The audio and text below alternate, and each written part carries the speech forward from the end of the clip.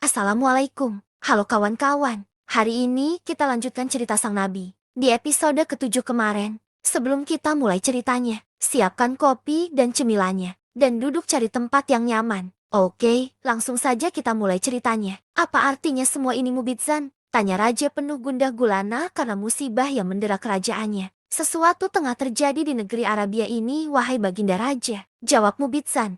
Hanya sebatas itu, Mubidzan mampu menerjemahkan mimpi buruknya. Sidang raja dan para punggawa kerajaan tidak menghasilkan apapun. Mubidzan selaku penasehat raja merasa bertanggung jawab atas kebuntuan sidang muram itu atas perintah raja. Ia segera mengirim surat pada Anuman bin Munazir, seorang duta kerajaan Kisra yang ditempatkan di daerah Yarah, Irak.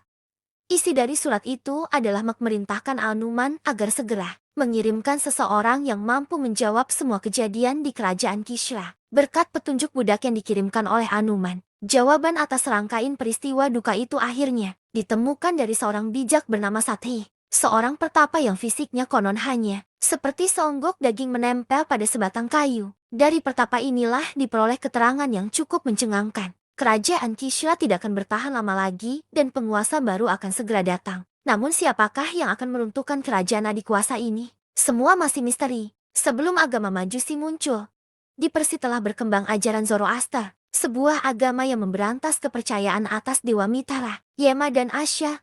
Ketiga dewa inilah yang pada awalnya menjadi sesembahan masyarakat Persia.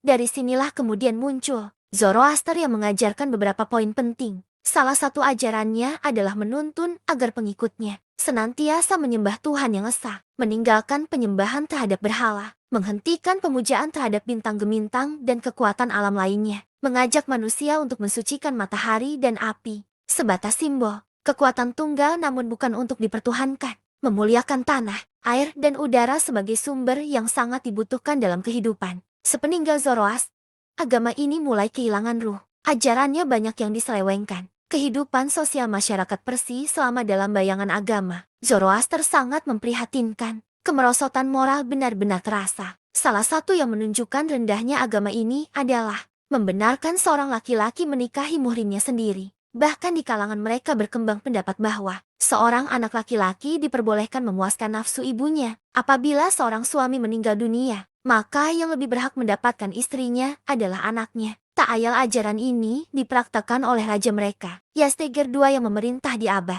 ke-5 Masehi. Ia dengan terang-terangan menikahi putrinya sendiri kemudian membunuhnya. Akhirnya muncullah agama Majusi, si penyembah api. Kemunculan agama Majusi rupanya tidak luput dari gejolak. Di waktu yang sama di Persia muncul ajaran-ajaran lain. Di antaranya adalah Manawiyah yang didirikan oleh Meni. Agama yang dibawa oleh Meni ini merupakan hasil perpaduan antara ajaran Zoroaster dan Kristiani. Karena itulah, oleh orang-orang yang masih setia pada ajaran Zoroaster, Meni dianggap sebagai orang murtad, menodai agama dan penyebar ajaran yang sama sekali jauh dari kebenaran. Salah satu yang menjadi doktrin agama Manawiyah adalah adanya kekuatan ganda dalam segala sesuatu yang wujud. Dunia ini menurut mereka juga dikuasai oleh dua unsur, cahaya dan kegelapan. Cahaya sebagai simbol kebaikan dan kegelapan merupakan simbol kejahatan. Dari perpaduan kedua unsur inilah akhirnya muncul berbagai kejadian, materi dan makhluk hidup dari doktrin ini. Mereka menyimpulkan bahwa siapa saja yang ikut campur dalam perpanjangan penyatuan dua unsur tersebut diklaim sebagai orang tidak baik. Salah satu perbuatan yang mengarah pada hal itu adalah perkawinan. Untuk itulah dalam ajaran Manawiyah, sangat dianjurkan untuk menjalani pertapaan atau kependetaan, serta segala hal yang terkait dengan proses keturunan. Semua itu dilakukan demi mempercepat kehancuran alam ini dan memisahkan antara kegelapan dengan cahaya. Dalam beberapa waktu, ajaran ini mendapat sambutan dari masyarakat Persia.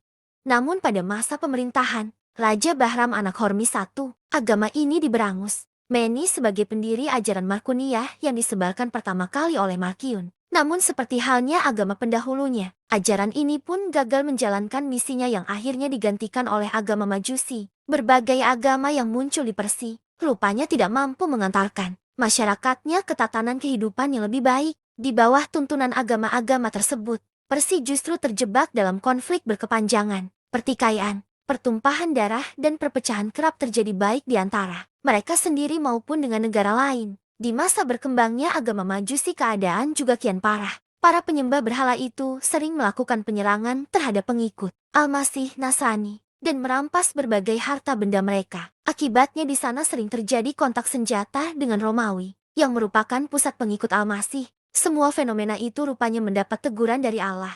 Tepat di hari Senin, 12 Rabiul awal tahun gajah, Allah mengguncang negeri penyembah api itu dengan kelahiran nabi terakhirnya. Dialah putra dari Aminah dan Abdullah. Segala kejadian yang menimpa kerajaan Persia di malam itu menunjukkan keagungan baginda Nabi Muhammad. Tanpa harus mendatangi negeri itu, beliau mampu memperingatkan penghuninya agar menyudahi kemusyrikan mereka. Wallahu a'lam bishawab.